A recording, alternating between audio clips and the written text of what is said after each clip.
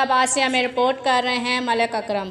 बारिश ने municipal committee की नाकस कारकर्दगी का पोल खोल दिया। सड़कें और गलियां, बाजार, नदी नालों का मंजर पेश करने लगी।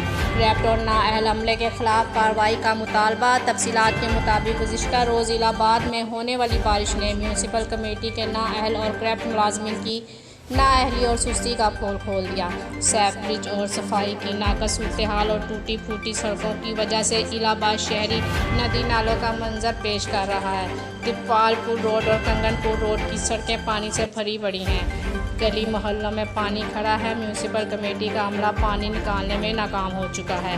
म्यूनसिपल कमेटी के मुलाजमीन करप्शन के दलदल में फंसे हुए हैं। शहर की बेहतरी के लिए इनके पास वक्त नहीं है। मुकामी शहरी मोहम्मद इकबाल, सुहेल अहमद, मुदस्सर रशीद, मोहम्मद तारिक वगैरह ने